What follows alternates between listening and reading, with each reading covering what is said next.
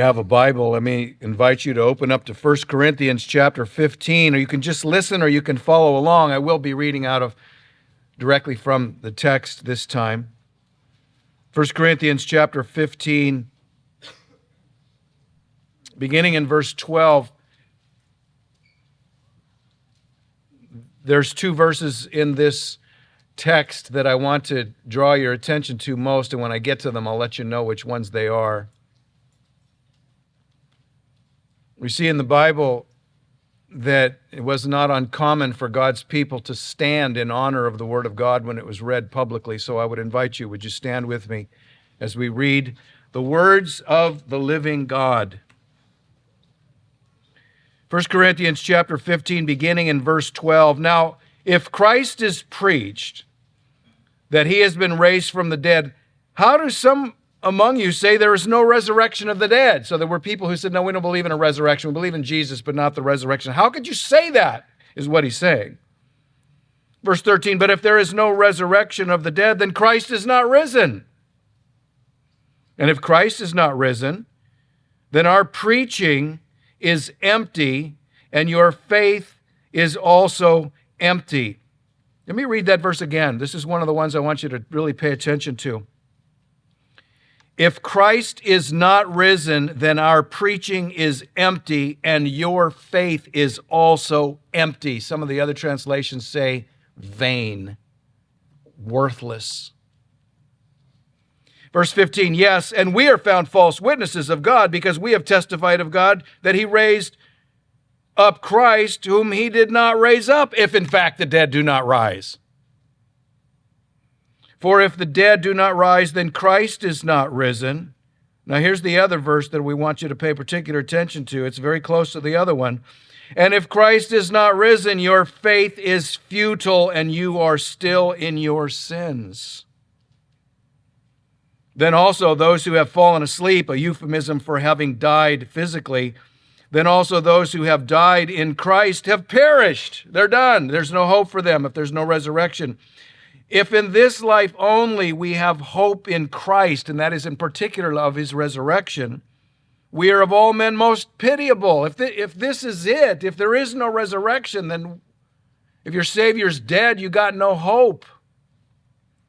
But now, verse 20, Christ is risen from the dead and has become the first fruits of those who have fallen asleep or those who have died.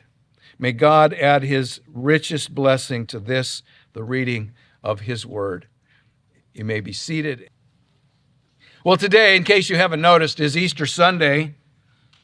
It is interesting that fewer people in our culture are celebrating Easter. And of those who are, sadly and interestingly enough, by the way, the other things for the children are still happening. You could go to the nursery. I should interrupt myself because I see a little bit of confusion. The room 8 and 9 is a place where you can go and watch the television, and your kids can be a little bit more rambunctious than they would feel comfortable in here. There's still options for you. So, as I was saying, even among those who are celebrating Easter, few have any idea what Easter is all about. Is it about candy? Now, I personally think that the malted milk bars shaped like eggs are really good. And I'll eat some. If you give them to me, I'll eat them. I can't quite, even though I like Reese's peanut butter cups, I can't quite bring myself to eat Reester bunny cups. Have you seen those? I mean, I'm not saying it's a sacrilege. I just feel a little awkward doing that. Reester bunny cups. Sadly, even much of the church follows worldly celebrations. Can I just ask, I mean, maybe I'm new to this planet, but what is up with churches advertising, come to our church because we're going to drop Easter eggs out of helicopters? You think I'm making that up? I don't have enough creative juices in my body or imagination to make that up, and yet that's a thing now. Come to our church, we're going to drop Easter eggs out of helicopters. What must I do to be saved? It's crazy. And I don't even know what these were. I was looking at some of these things with my grandkids yesterday. What was that fluorescent, dark, black light thing of Easter egg hunt? Yeah, black light Easter egg hunt. Black light, Easter egg hunt, and laser tag. Nothing says he is risen like that.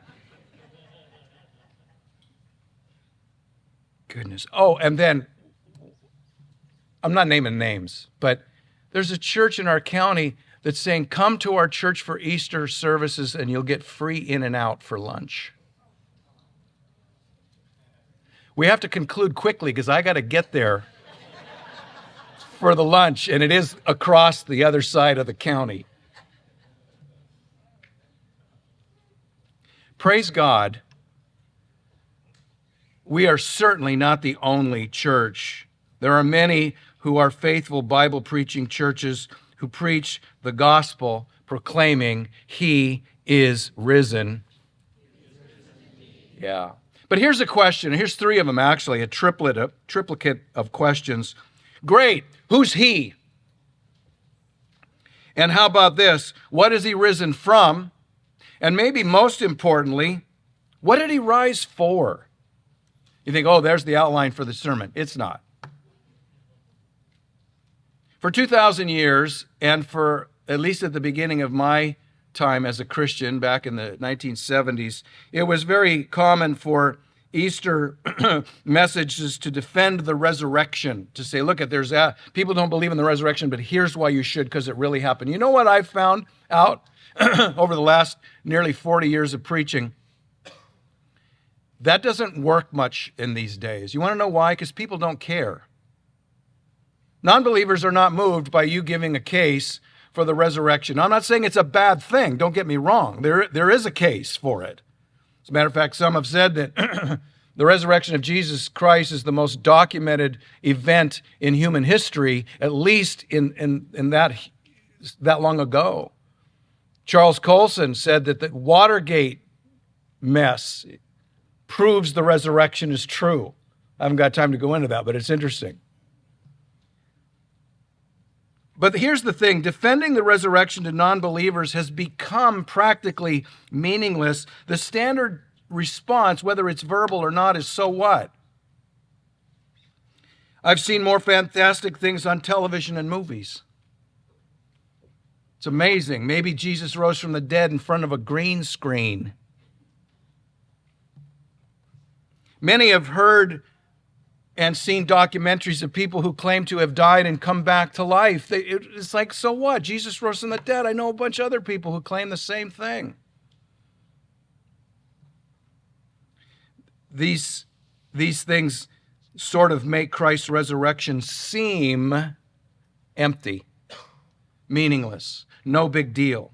I got news for you. Here's the good news. His resurrection does mean something. As a matter of fact, if you are a believer in Jesus Christ, the resurrection of Jesus Christ means everything, because if he didn't rise, your faith is in vain. It's empty, it's useless, it'll get you nowhere. Our text that we read, particularly verse 14 and verse 17, basically tells us this: without the resurrection, our faith is in vain. But I'd like to ask you to think about some other layers of that. Here's the layer. Without the crucifixion, the resurrection is really no big deal. Jesus didn't rise from the dead after dying of old age from natural causes. He didn't die in a tragic accident. He rose from the dead after he died on the cross, bearing the weight of our sin and experiencing the eternal wrath of Almighty God. The wrath that we deserve for our sins, that he took in our place, he who had no sins and deserved none of it. There are more verses, by the way. I don't know if you've ever heard anybody say this, but it's true. There are more verses in the Bible about Jesus' passion and crucifixion than there are about his resurrection, by a margin of about 4-1. So without the crucifixion, the resurrection is like, well, we know a bunch of people who claim to have done that. Without the resurrection, our faith is in vain, but without the cross, the resurrection is no big deal. But consider this: without understanding the seriousness of our sin, the cross is no big deal either. You see how we're kind of reverse engineering this. Resurrection is no big deal without the cross. Cross is no big deal without understanding something of our sin. And why is sin no big deal to most people? Because we go backward engineering just another step. Because most people are completely unaware of the holiness of God. That's where it begins. The holiness of God. Did you get the progression? Without the resurrection, the Christian faith is vain. Without the cross, the resurrection is no big deal. Without understanding of sin, the cross is no big deal. And without understanding the holiness of God, our sin is no big deal. So let me try to explain that progression of thought, starting with the holiness of God. If you're jotting down notes, I know some of you like to jot down notes, keeps you focused. Number one on your note says, God is more holy than we realize.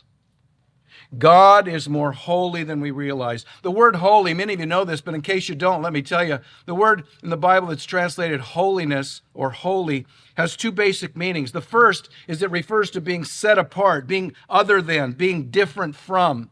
And that is true of God in the absolute. God is unlike anything else that exists. Why? Here's one way. I'm just going to give you one. Everything else that exists owes its existence to God because God created everything else. But God is not created. God is uncreated. He is eternally self-existent. That says something about God being set apart and different from the rest of us.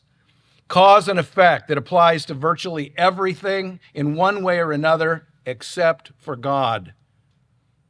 He is uncaused. He just is eternally. Second, this word holy, speaking of the holiness of God, refers to moral purity. Not only is God unlike anything else in the sense of his aseity, that's the fancy word for having being within himself, God's purity is absolute. How absolute is it, you ask? Well, God is not pure because he lives up to what we would define as pure. No, God defines purity. As a matter of fact, God is not only pure because there is no corruption in him, he is so pure that the potential for corruption does not even exist for him. So what does this holy God say to you and me, particularly as it relates to holiness? Leviticus chapter 11 tells us that God tells us, "You shall be holy, for I am holy. You shall therefore be holy, for I am holy." He says it twice in two verses, 44 and 45 of chapter 11. Leviticus 19, "You shall be holy, for I, the Lord your God, am holy." Leviticus chapter 20, verse 7, "You must be holy because I am the Lord your God." Leviticus 20, verse 26, "You shall be holy to me, for I, the Lord, am holy." The Apostle Peter quotes these in 1 Peter chapter 1, saying, "But as he who called you is holy, you also must be holy in all your conduct." Why? Because it is written, "Be holy, for I am holy." And then Jesus pitches in these words in Matthew chapter 5, verse 48. This is in the Sermon on the Mount. He uses a different word, but the idea is the same. He tells us, "You therefore shall be perfect, just as your Father in heaven is perfect." What do these add up to? God is holy, and he tells you, and he tells me, and he tells everyone who's been created in his image, you must be holy because he is holy and as he is holy. Anybody sensing a possible tension with this? God is holy in the perfect and purest sense. He commands us to be holy as he is holy. There's a big problem here. None of us are. And none of us even comes close. So that's a problem. I mean, if we're all unholy, wouldn't that mean, majority rules or something like that? Isn't that an American ideal? Shouldn't we be okay? See, this is part of the problem that we have. We don't understand. Holiness matters, not just God's holiness, but our lack of holiness as we have commanded to be holy, because Hebrews chapter 12, verse 14 promises, this is a promise of God. Without holiness, you ready for this? Some of you know how it ends. Without holiness, no one shall see God. I'm standing at the high jump bar and I'm thinking it's pretty high. We got to be holy as God is holy, because he's holy and as he is holy. And without holiness, no one will see God. You know what that means? Without holiness, you're not going to a better place when you die. I mean, aren't we told that? We go to every funeral. The person's the worst scoundrel that's ever lived. Not that you've known any people like that, but hypothetically, the worst scoundrel that's ever lived dies, and they say, well, he's in a better place. Without holiness, no one will see God. Without holiness, you're not going to a better place. Gosh, I thought this was Easter. This was supposed to be uplifting. Where's the bunnies? Where's the eggs? They're in another part of the county right now. Some people might even ask, why is God so nitpicky about this holiness thing? Why is he so demanding? Maybe he's holy, but we're not holy, and that should be okay. Let me answer the question why God demands holiness of us. Two answers. They go together. Number one, because God is holy. Let that settle in for a second. It matters to him because he is holy. And it matters to him that we be holy because he created us. Listen to this, my friends. He created every human being in his image and likeness, and therefore we were created unlike anything else that exists. Unlike anything else that's created, human beings are created in the image of God and called to be holy as God is holy. That still seems kind of nitpicky. Let me give an illustration. I tried this one on Frances. She said it kind of works, so we're going to kind of give it. You have a 4-year-old who's really good with Legos. I mean, the kid is a phenom, a Lego phenom. He could build anything out of Legos. And you think, how did he build that out of those blocks that hurt my feet when I step on them barefoot? He can do anything with some Legos. So you got that thought in your head. You got this phenomenal kid here that does anything with Legos, and you decide, we're going to remodel the house. We're not only going to expand the footprint, we're going to add another story. It's going to be a massive project. We're going to remodel the entire place and add a second story. And your child hears you talking about this, and he offers, bless his heart, Mommy, Daddy, let me build the room addition with Legos. Do you let him? Of course you don't. You don't let the child build the house of Legos. Why not? Because you can't live in a Lego house. You are being unloving to tell him, no, we can't. You could build a little replica, but you can't build the house. You can't do the project with Legos. Are you being unloving to not accept your 4-year-old's best efforts? Do you see where this is going? No, you're not being unloving, because you and the building inspectors demand more than Legos. Why does God demand holiness? Why doesn't he accept what we offer him as we're good enough? Because we are only playing with toys. And he's talking about the real thing. I have a feeling that the child would have less ability to understand this than we do about our unholiness. God demands that we be holy as he is holy, and we are not. And he can't accept our vain attempts at holiness as holiness. So number one, Number one in this progression, we took more with that than we will with the other. God is more holy than we realize. It's got to begin there. Here's number two. Sin is more serious than we realize.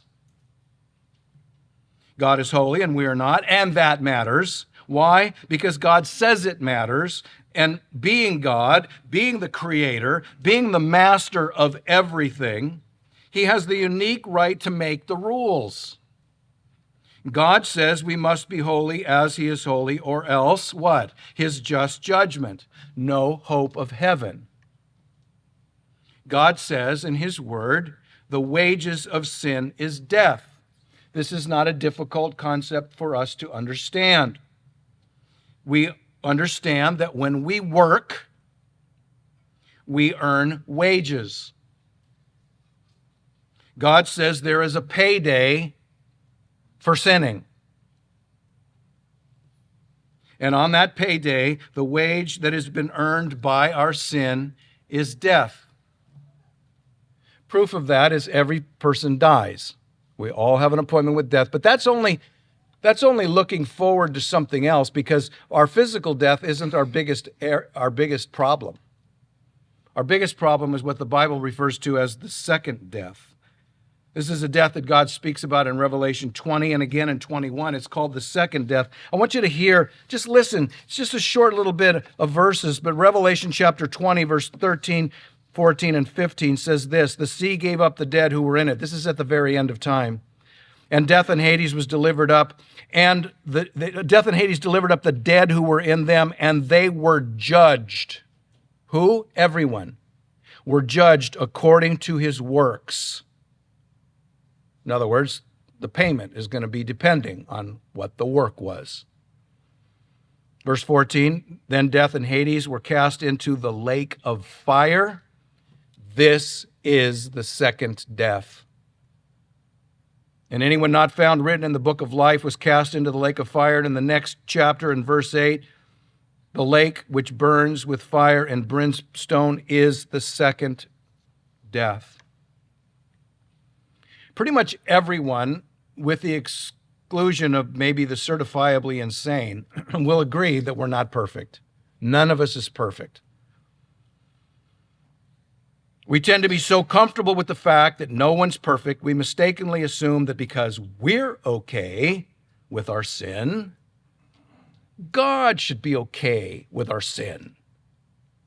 God tells us in the Psalms, you thought I was altogether like you. He's pointing out one of the biggest errors that human beings make. He made us in his image, but we try to recreate him in ours. And because we're happy with the way our lives are, well, shouldn't he be?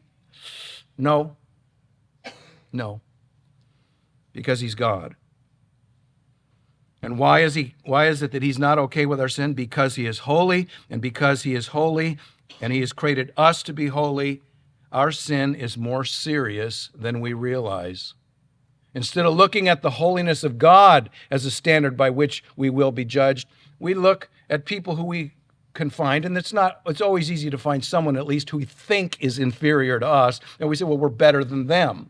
Well, that's nice, but that's not the standard. Can you imagine if the court system did this? So long as you're not a serial killer, all of your crimes are forgiven. No, it doesn't work that way. Here's the third one. We start off with God's holiness. Secondly, our sin. Here's the third one. If you're jotting down notes, Christ's death on the cross accomplished more than we realize. And the reason why we could say his death on the cross accomplishes more than we realize is because we don't understand the holiness of God and we don't understand the sinfulness of sin. Why do we say that Christ's death on the cross accomplished more than we realize? Well, here's some ideas. We don't understand the holiness of God. We fail to understand what holiness is, how holy God is, and how much he requires it of us. Here's another idea. We don't understand the seriousness of sin because we don't understand God's holiness, and we assume that since our sin doesn't bother us, it shouldn't bother him, which is incorrect. But then how about this? We don't understand who Jesus is. We don't understand what he has done. So who is Jesus? Well, in case you didn't know, he is the eternal God who became a human being living in time and space, never stopping for a moment being God Almighty. He is holy. He alone is holy. Praise God, he was tempted in every way, the Bible says, as we are, and yet he never sinned. Not only that, but he's the only one to have ever lived up to the standard of holiness and perfection that God demands of all human beings. We've all been called to live holy. None of us have, but he did. And he did it for us. He alone, think of it this way, he's the only one to have lived up to the standard of holiness and perfection that the Father demands. He alone earned the paycheck of heaven instead the paycheck of hell. But here's the good news of the gospel, my friends.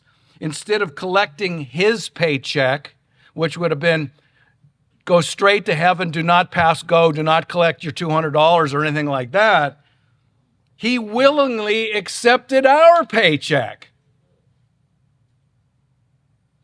He willingly received the wrath of God that we deserve, and he graciously gave us his paycheck, which is eternal life in heaven, to those who trust in him instead of trusting in ourselves or in our supposed righteousness, which relatively may be better than our neighbors, but it doesn't come close to God's. What did Jesus' death on the cross accomplish? This is vitally important to understand because I'm going to take you down a path that you may have not thought about before, but the point of it, I'm going to tell you what the point is in case I don't make it very well. The point of it is this. His death accomplished one thing for us. His resurrection accomplished another thing for us. They're both absolutely important.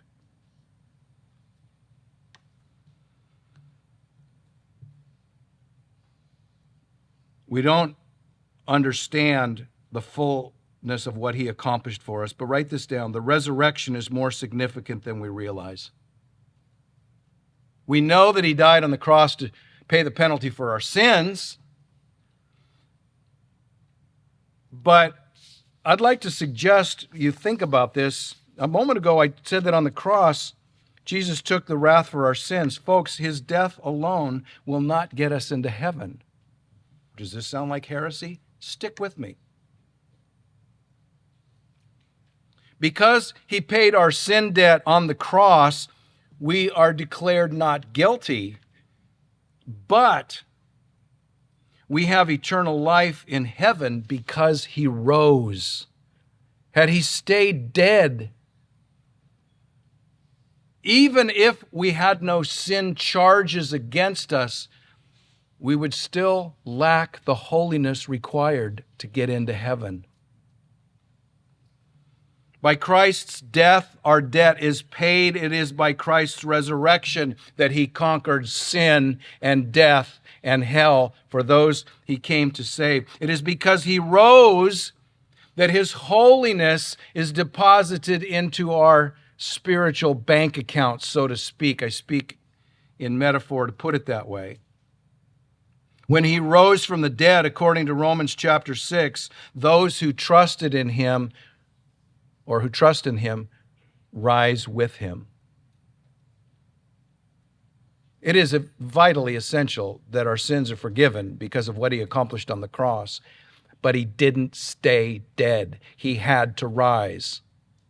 It is by rising that he conquered sin, death, and hell for those he came to save. The Bible tells us that if we believe in him, if our trust is him, when he rose, we rose. And because he rose, one day we will rise from our physical death. And because we will have had deposited into our spiritual account his holiness, we have entrance into heaven.